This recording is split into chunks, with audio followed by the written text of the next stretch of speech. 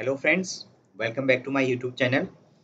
जैसा कि आप सबको पता है कि यूके पीएससी ने अपना कैलेंडर इश्यू किया था, तो जिसमें डिफरेंट डिफरेंट वैकेंसीज जो फ्यूचर में आने वाली हैं तो उनके बारे में बताया गया था। तो ऐसी एक वैकेंसी है फॉरेस्ट डिपार्टमेंट में, लॉगिंग ऑफिसर। फॉरेस्ट रेंजर और लॉगिंग ऑफिसर ये दोनों साथ साथ आने वाली हैं वैकेंसीज।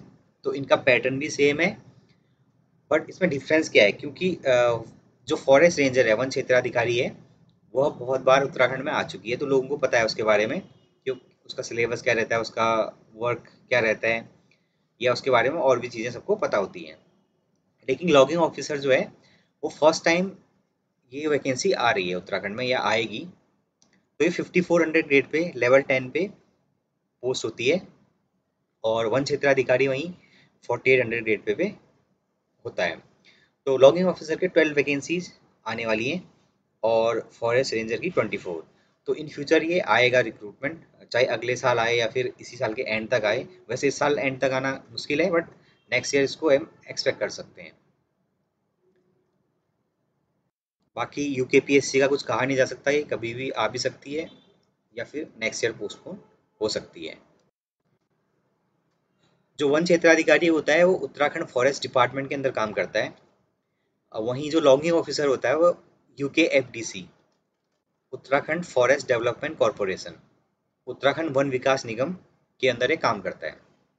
तो जहाँ वन क्षेत्राधिकारी का काम होता है कि जो वनों की रक्षा करना, वन्य जीव संरक्षण और जो भी फॉरेस्ट से रिलेटेड रूल्स रेगुलेशंस होते हैं उनको इन्फोर्स करना वन क्षेत्राधिकारी का काम होता है। वहीं लॉगिंग ऑफिसर क्या है कि यूकेएफडीसी क्या है, एक बॉडी है जो कि फॉरेस्ट से इनकम जनरेट करती है। ये कॉरपोरेशन है, जैसे कि एक इनकम जनरेटिंग बॉडी है जो फॉरेस्ट से रिलेटेड जो पेड़ वगैरह होते हैं जो गिर जाते हैं, या फिर जो फॉरेस्ट के उत्पाद है जैसे छिलका है, लीसा वगैरह है, तो उन सब का उनको एकत्र करना और उसको उसका उनको बेच के गवर्नमेंट को इनकम ये देते हैं। तो बेसिक डिफरेंस तो यही है कि वन क्षेत्राधिकारी उत्तराखंड फॉरेस्ट डिपार्टमेंट के अंदर काम करता है और logging officer UKFDC Uttarakhand forest development corporation के अंदर। तो लॉगिंग ऑफिसर 5400 ग्रेड पे है और वन क्षेत्राधिकारी 4800 ग्रेड पे होता है। अब लॉगिंग ऑफिसर के बारे में कुछ और चीज़ें हम जानते हैं। तो सबसे पहले देखते हैं कि जो इसमें वैकेंसीज आने वाली हैं 12, तो इसका कैसे ब्रेकअप है। तो डिफरेंट डिफरेंट कैटेगरीज में, तो SC2, ST1, OBC2 and EWS1, और जो अनरिजर्व कैटेगरी है उसमें 6 है। तो इस 6 में से भी 2 पोस्ट आरक्षित हैं उत्तराखंड महिला के लिए और 1 पोस्ट दिव्यांग के लिए। तो टोटल मिला के 3 वैकेंसीज है अनरिजर्व कैटेगरी में। ये जब इसका फाइनल नोटिफिकेशन आएगा तो उसमें भी आप देख सकते हैं इसको, ये ऐसे ही आएगा। टोटल सैंक्शन स्ट्रेंथ जो है लॉगिंग ऑफिसर की वो 24 है। तो 50% यानी कि 12 वैकेंसीज डायरेक्ट रिक्रूटमेंट से, और 12 वैकेंसीज आएंगी हमारी जो प्रमोट होके लोग असिस्टेंट लॉगिंग ऑफिसर से प्रमोट होके बनेंगे। तो एक परमानेंट पोस्ट है, इसमें जो 7th पे कमीशन है उसके अनुसार लेवल 10 पे ये वैकेंसी है। एक डिफरेंस है फॉरेस्ट रेंजर और इसमें, फॉरेस्ट रेंजर में एनपीएस है, न्यू पेंशन स्कीम, और यहाँ पे है EPF, employ provident fund. Probation 1 year का है इसमें, और फॉरेस्ट रेंजर में तो ट्रेनिंग ही 1.5 साल की होती है, तो शायद उसके बाद 1 साल का प्रोबेशन उसमें भी होता है।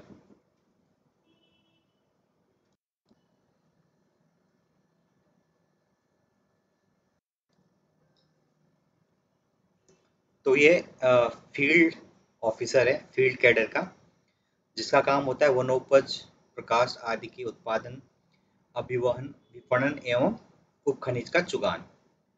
तो मतलब कि जो उपखनिज है उसका चुगान करना, और जो लॉग्स होते हैं, पुराने पेड़ होते हैं, उन सब का उत्पादन करना, उसको उसका मार्केटिंग करना, ये सारे इनके ड्यूटीज होती हैं।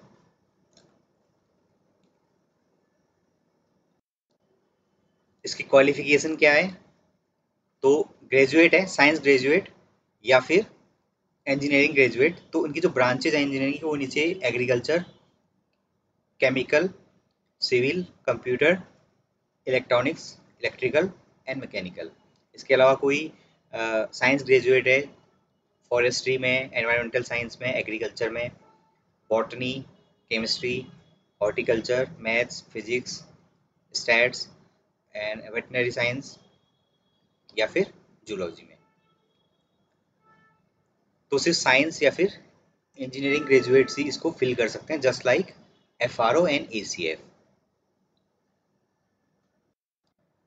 जो इसकी एज लिमिट है वो है 21 से लेके 42 ईयर्स तक। ये इसके फिजिकल स्टैंडर्ड्स हैं 163 सेंटीमीटर हाइट और 84 सेंटीमीटर चेस्ट का माप है और 5 सेंटीमीटर का एक्सपेंशन। 163 जो हाइट है, इसमें जो हिली रीजन से बिलोंग करने वाले हैं उनको इसमें लाभ मिलेगा। तो 152 सेंटीमीटर और महिलाओं के लिए 145 सेंटीमीटर इसमें हाइट का प्रावधान है।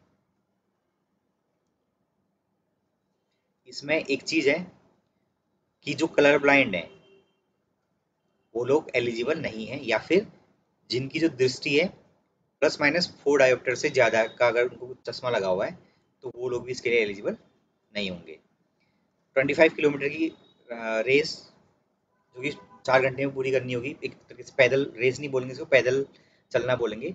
25 किलोमीटर पुरुषों के लिए और 16 किलोमीटर महिलाओं के लिए 4 घंटे में इनको पूरी करनी होती है।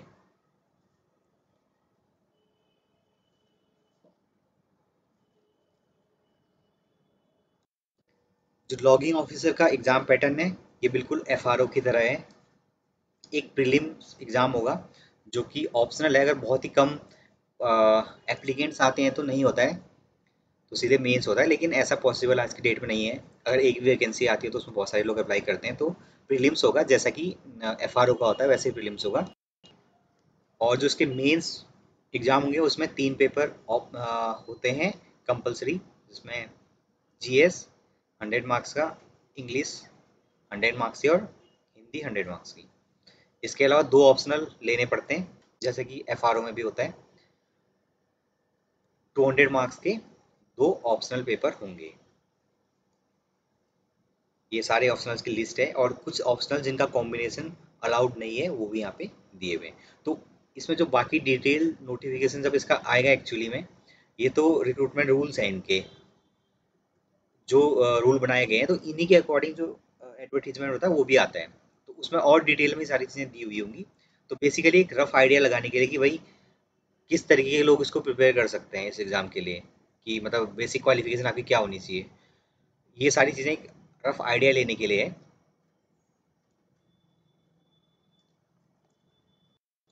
इसके बाद रिटर्न एग्जाम में जो क्वालिफाई होंगे उनके लिए एक 75 मार्क्स का इंटरव्यू होगा और उसके बेसिस पे इंटरव्यू और मेंस के बेसिस पे फाइनल मेरिट बनेगी। और जो मेडिकल है वो स्टैंडर्ड तो है ही। अगर इसके प्रमोशनल एवेन्यूज़ को देखें तो लॉगिंग ऑफिसर के बाद जो अगला प्रमोशन होता है वो प्रभागीय प्रबंधक, डिविजनल मैनेजर बोलते हैं उसे, इस पे होगा। ये लेवल 11 की वैकेंसी पोस्ट होती है। इसके ऊपर होता है क्षेत्रीय प्रबंधक जो लेवल 13 पे होता है। तो इसके यहीं तक इसका प्रमोशन रहेगा। लॉगिंग ऑफिसर के बाद उसको प्रभागीय प्रबंधक और उसके बाद क्षेत्रीय प्रबंधक। तो 6 वैकेंसीज हैं क्षेत्रीय प्रबंधक की और 36 हैं प्रभागीय प्रबंधक, या फिर जो इसमें विक्रय वाला भी पार्ट आएगा, लॉगिंग एंड विक्रय दोनों को मिला के, विक्रय मतलब मार्केटिंग और लॉगिंग को मिला के 36 वैकेंसीज हैं। और लॉगिंग ऑफिसर के जैसा कि मैंने बताया 24 वैकेंसीज हैं, जिसमें से 12 वैकेंसीज जो अधीनस्थ सेवा कैडर है इसका, उप लॉगिंग अधिकारी, सहायक लॉगिंग अधिकारी, तो इनके थ्रू यह फिल होती हैं। 60 उप लॉगिंग अधिकारी हैं, तो इनके थ्रू ये जो प्रमोट होके जाएंगे तो लॉगिंग ऑफिसर बनेंगे।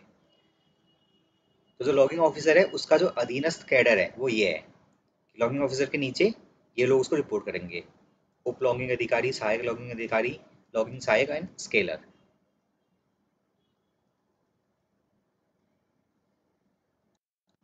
वहीं अगर हम FRO के प्रमोशनल एवेन्यूज को देखें तो FRO के बाद नेक्स्ट आता है वो आता है ACF, देन DCF या फिर deputy director, then joint director and then additional director. तो इसको बोलते हैं उप निदेशक, संयुक्त निदेशक और अतिरिक्त निदेशक या अपर निदेशक। तो आई होप कि आपको क्लियर हुआ होगा लॉगिंग ऑफिसर और एफआरओ किस तरीके से डिफरेंट हैं और दोनों के क्या क्या रोल्स एंड रिस्पॉन्सिबिलिटीज होती हैं। अगर कंपैरेटिवली देखा जाए तो forest ranger is better post. अगर मेरा पर्सनल वर्डिक्ट ये रहेगा कि फॉरेस्ट रेंजर इज बेटर, भले ही 5400 ग्रेड पे मिल रहा हो लॉगिंग ऑफिसर में initially, but still forest ranger एक उससे बेहतर विकल्प है। अगर आपको इसके बारे में और कोई जानकारी चाहिए तो आप कमेंट में ज़रूर बताएं, और अगर आपको ये वीडियो पसंद आई तो इस चैनल को सब्सक्राइब करें इसी तरीके के